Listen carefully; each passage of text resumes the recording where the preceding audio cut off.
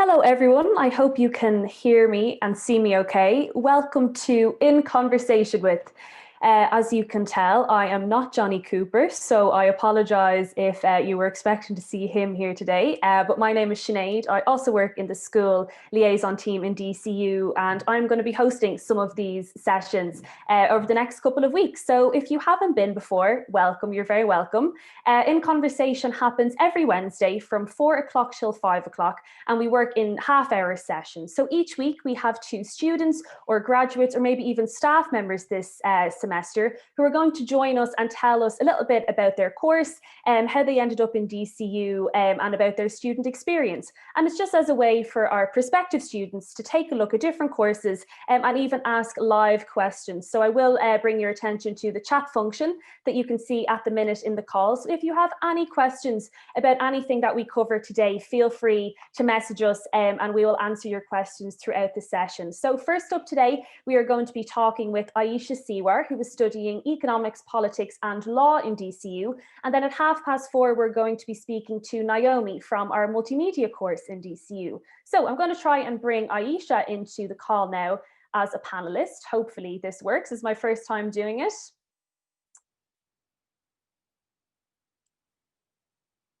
Just like magic. Hi, Aisha, how are things?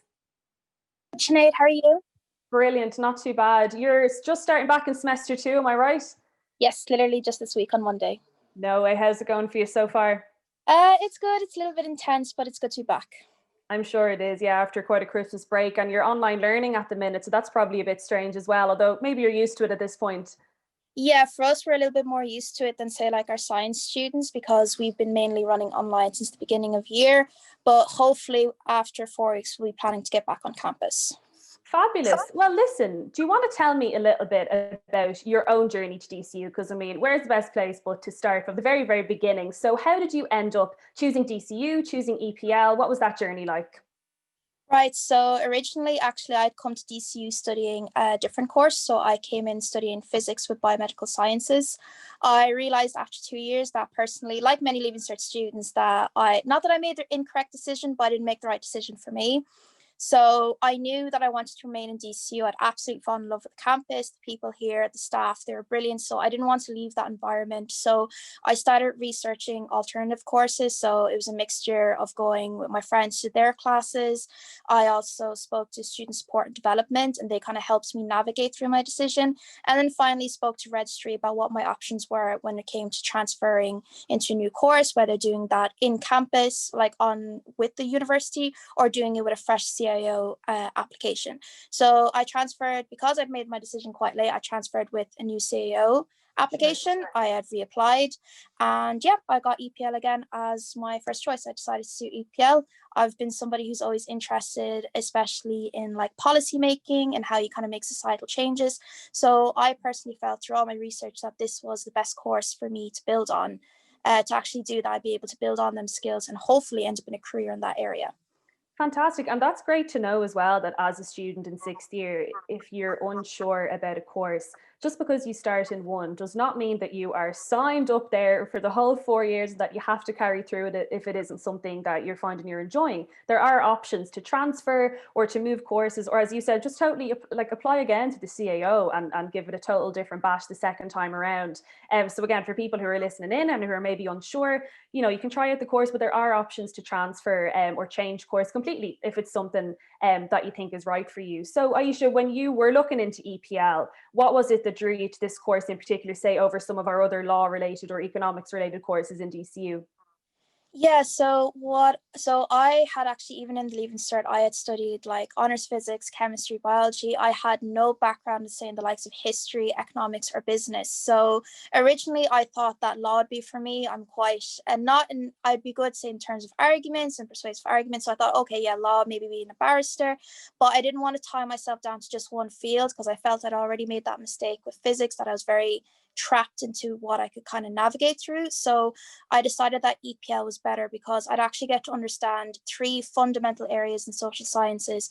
I'd have the option in my final year to actually specialize in the area that I like. So just in case maybe law wasn't my passion or maybe economics was, I could do that instead. And it was actually a good thing. As much as I love law, and I especially love like learning in terms of like the ethics of law and everything like that, I realized that for me, it's not an area that I would want for my career. Definitely as part of it, but not as pure law. So EPL was really great in that decision. So I think if you know you want to be a solicitor, you want to be a legal analyst, I think our BCL course is amazing. Like EPL and BCL students are always studying together for all of our law modules. And then, you know, or if you know you want to go to the pure political side, maybe you could do the likes of international relations, and we study with them as well. But in terms of if you want to just get a feel for social sciences and then kind of figure out throughout your years, whether that's when you go abroad for studying or if you do your intra placement or just from engaging with your modules and your lectures, it's a great opportunity because you're getting a really good background in all 3. So you're coming out qualified in all 3, but you're also getting to specialize in what you enjoy most. Yeah, a great point there as well that you made is that when you're in the leaving cert, you often haven't been exposed to a lot of these subjects yet. Like I know in my school, I didn't have economics on offer. I think politics is only recently a subject that you can do now for junior cert or leaving cert.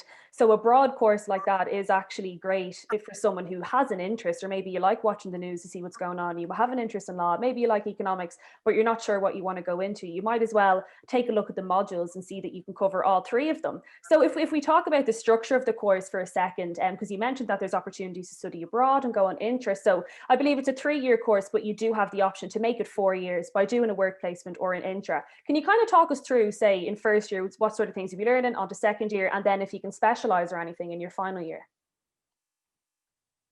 Yeah, perfect. So in your first year, like I said, I came in with 0 background in any of the subjects, which is fine because everyone starts from the beginning. So it's like they take concepts as if you were doing them in first year of secondary school. So there's no need to worry if you've never done any of the subjects. Like myself, I'd never done any of them and I got on fine.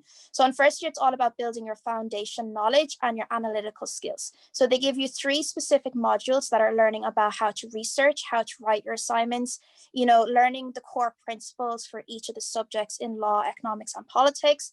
And then you also do foundational subjects in the 3 of them. So for your first 2 years, you study the 3 cores evenly. So you'll get a solid background in all 3, and it'll be looked at in a national and international self. So for example, you'll do things like Irish constitutional law, but then you'll also look at a topic like EU law, which is very, very prevalent to us here, obviously. And, you know, you'll discuss things like Brexit. You'll do things like micro and macroeconomics to introduce into economics, but then you'll build on to say like public finance here in Ireland. So like that, you'll look at it in a very broad sense, but then also the focus sense that's relevant. And then, so that's your first 2 years, you study everything equally. Now, if you choose to make your degree a 4-year degree, that means you'll be either doing a Erasmus in one of our partnered universities. Now, you do study it through English, but for us, we're partnered with universities in Paris, Gothenburg in Germany, Turkey, Scotland, and Arizona in the States. So there's a huge option there if you are interested in whole cultural exchange and, you know, having the opportunity to study in a different university and specialize further in your degree.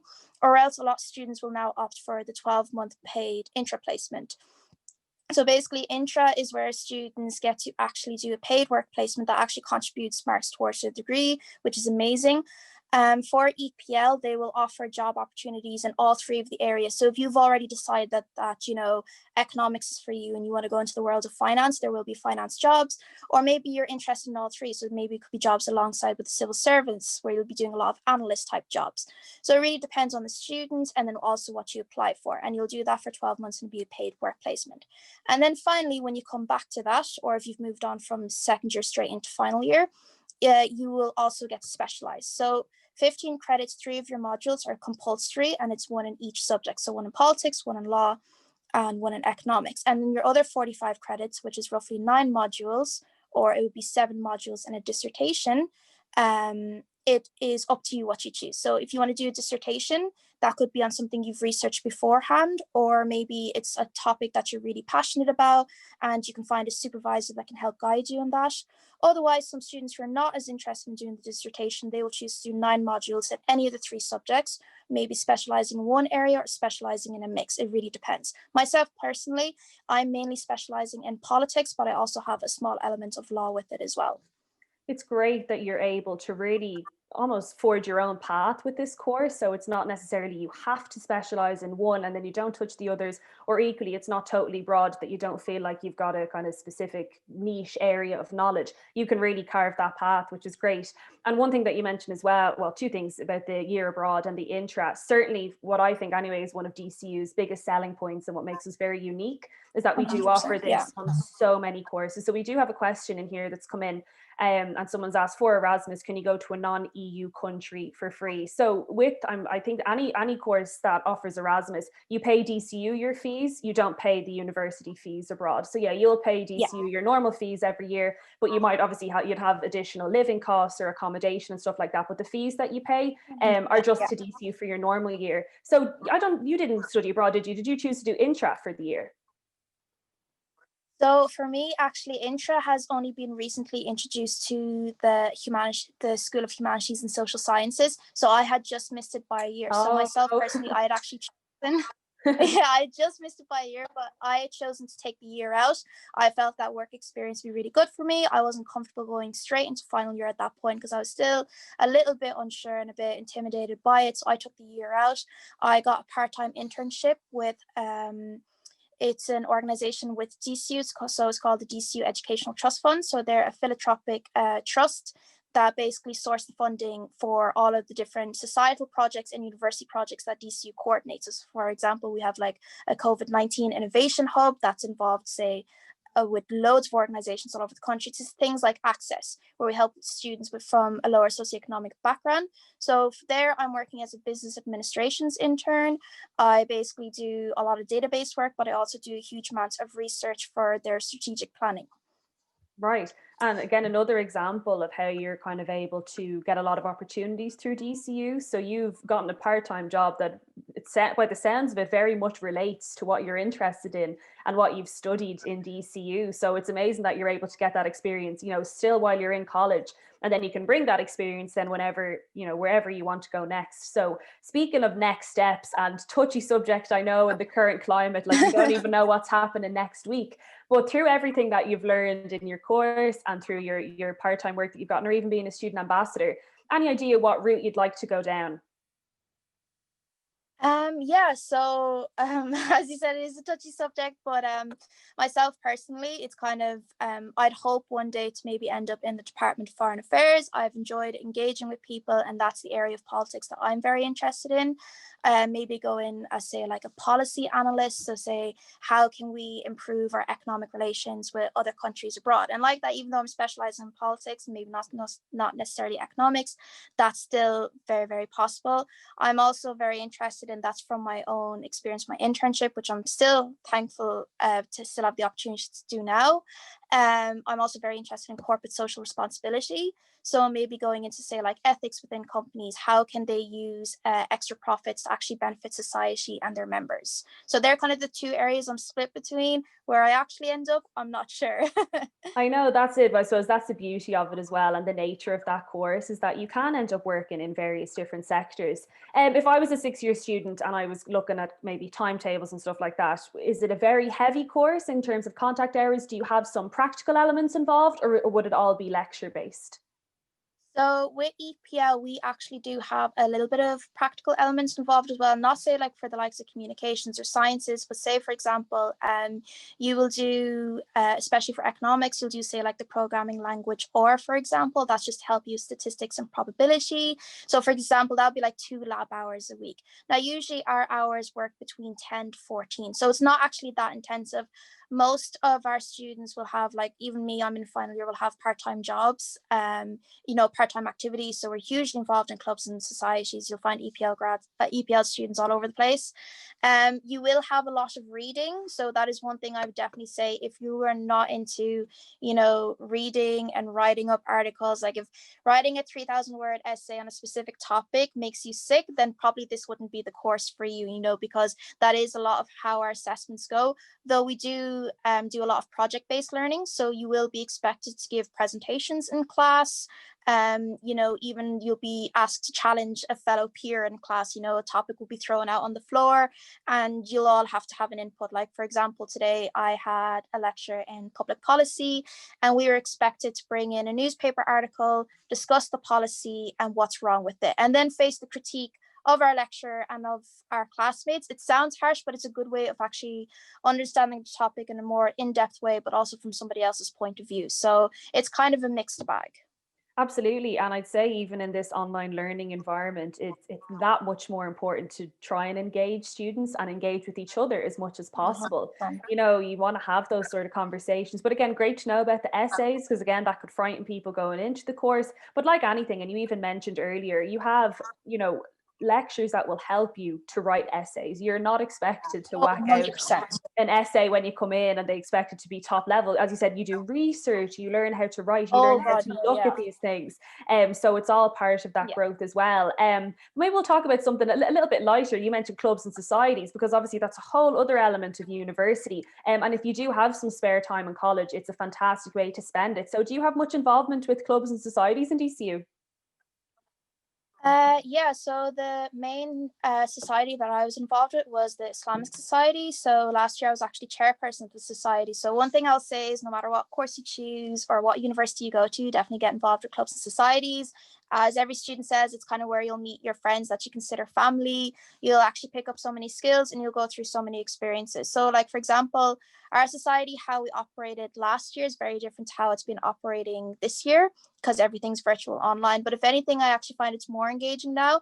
A lot of events now you'll see with a lot of clubs and SOCs, they'll kind of center about mental health and well-being, giving the opportunity for students to actually engage with each other and talk to each other and do activities, because it is like, no one is going to lie about that fact. It is harder to meet people online versus people in person.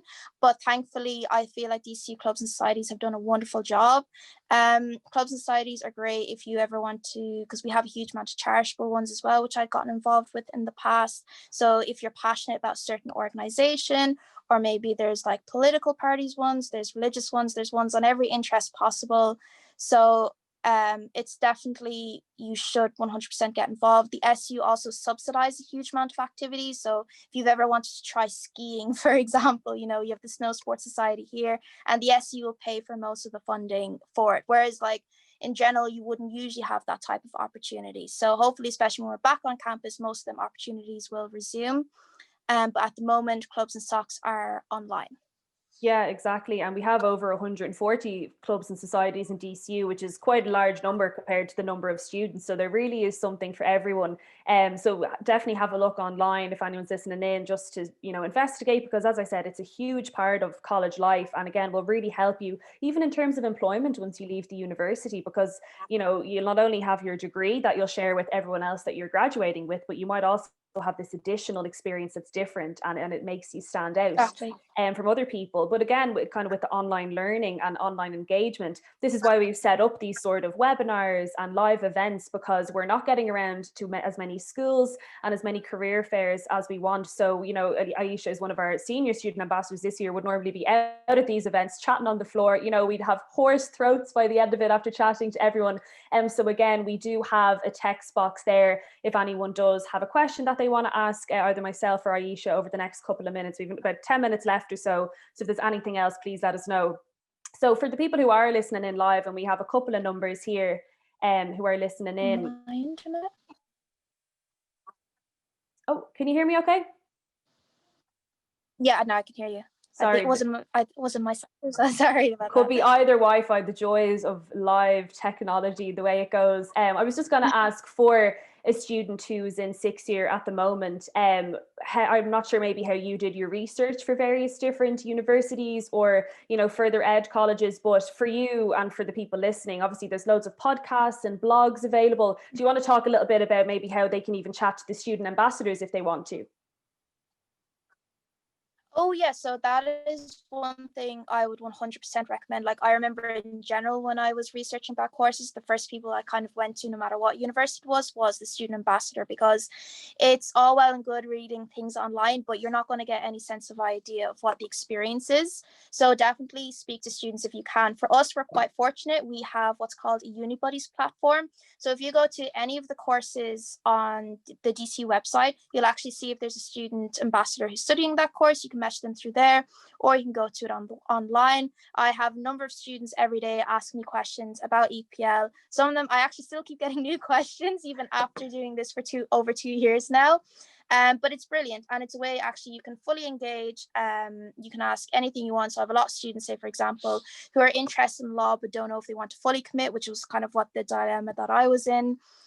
So definitely ask away. And plus as well, if you're kind of in between choices when it comes to courses as well, it can kind of, students can kind of give you the better idea of, well, you know, this is what you'd actually be doing. This is where grads tend to end up in. Whereas you're not getting that information from, say for the likes of just the website, you're kind of getting the very basic, this is the points, this is what you will study.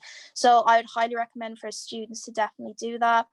Also, definitely take a look at our blogs and our podcasts. So Leanne Hanafi, last year, she was also a previous student ambassador. She had interviewed a number of us for DCU Teams podcast. So I personally have one as well, chatting about EPL to her. You can find them on Spotify. So just search up DCU Teams and there's numerous amounts of episodes there.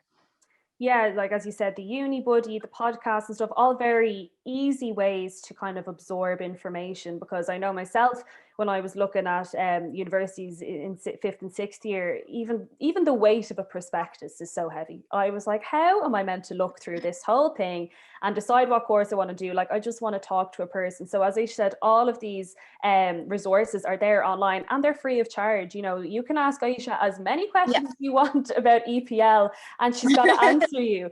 So really, as I said, we can come on live and ask questions if you do have any. But we might just finish off by covering a bit about the ambassador program, because myself and Aisha, well, I was a student ambassador, but I did get to work with Aisha for a year. And it's a great, I suppose, or little mini organization in DCU that DCU has in order to help with the promotion of these courses and to make students, whether prospective or current, just feel kind of settled in their courses. So do you want to just maybe explain a little pitch about the ambassador program and what you guys do? Yeah, so our jobs are quite varied. That's one thing I will say. So there's about 50 of us every year, and then you also have the seniors that are kind of just there as additional guidance. And then we work very closely with the student recruitment team. So that's usually about 3 or 4 individuals, including Sinead here. And basically, we are responsible essentially for promoting the university. So we were promoted to the likes of prospective students, even say like I've done in the past where businesses have come in, or even when politicians, you know, we would usually be the first and foremost. So a lot of student ambassadors, for example, 2 years ago, got to meet Michael D. Higgins when he came and opened our new student center, which was brilliant. We also actually work for various departments within the university. So for myself, actually for 2 years, I worked alongside the career service because I was a student ambassador. They ended up hiring me and training me up in the areas to actually offer career advice to students, which is brilliant. And yeah, so we also work for different departments. We will also visit schools. We will go out to the likes of higher options. That was virtual this year. So say a lot of these virtual events now, you'll catch us all there. And yeah, it's one thing I'll say is that if you're interested in having a different kind of role to do every day, I would definitely get involved in an ambassador program. It's brilliant. One thing I love is that you get to meet so many people. I'm the type that I hate being stuck in a room or just looking at a screen. I can't stand it. I much rather engage with somebody face to face, which is what I love with the ambassador program. So you'll meet all sorts of people and it's brilliant. And one of my favorite things is, and it happened for the past 2 years, is I'll meet a student when they're in 5th or 6th year, and then I'll see them in campus next September and they'll be like, oh my God, I remembered you. I really enjoyed when I got to talk to the other ambassadors. It helped me so much. And honestly, it makes my day when I get comments like that. So that's my favorite part of the job personally. Oh, that's so lovely to hear. Again, not only for each student ambassador who kind of gets a lot of fulfillment out of the role, but also again reiterating that the university is passionate about students and, you know, their careers and their progression throughout the university, because there are so many opportunities to not only work for the university, but to also, you know, get to be guests at these events that you would never normally get to go to unless you were involved in the program. So Aisha, we'll probably finish up around now. I don't think there's any more questions coming in, because as I said, while you have Aisha on the line, if there's anything that you do want to ask, feel free to throw it into the Q&A box. Next up, we will have Naomi, who is going to be speaking to us about the multimedia course.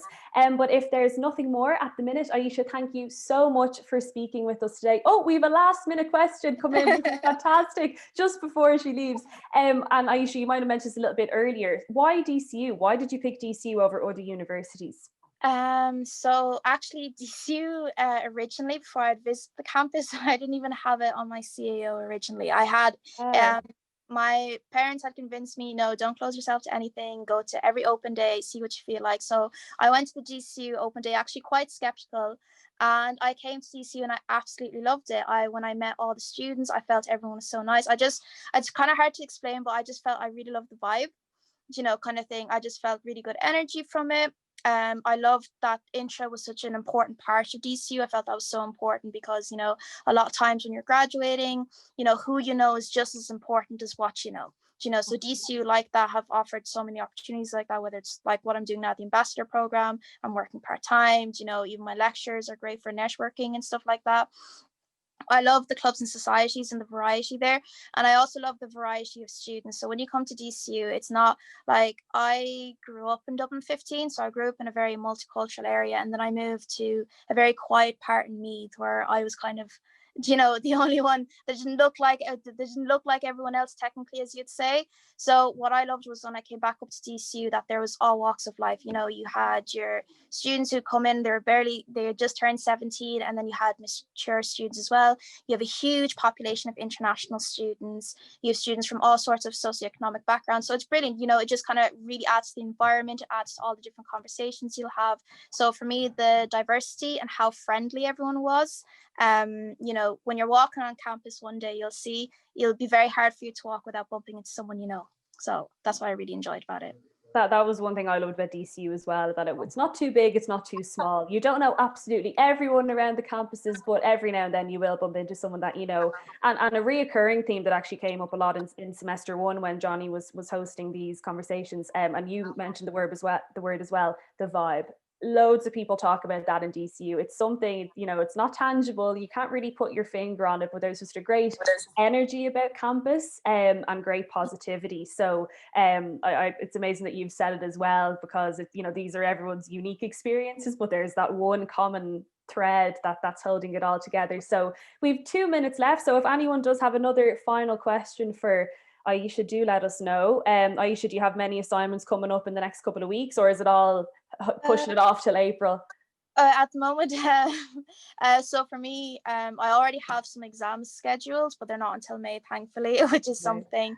And actually, no, to be honest, the lectures have been great this year, and making sure our assignments are kind of spaced out so you don't feel very overwhelmed. So it looks like second semester is going to be like that as well, which is brilliant, because that can be quite stressful for students when it feels like work is just piling on top of you. But they are very mindful with that, especially for like first years and final years. So no, at the moment, I'm okay.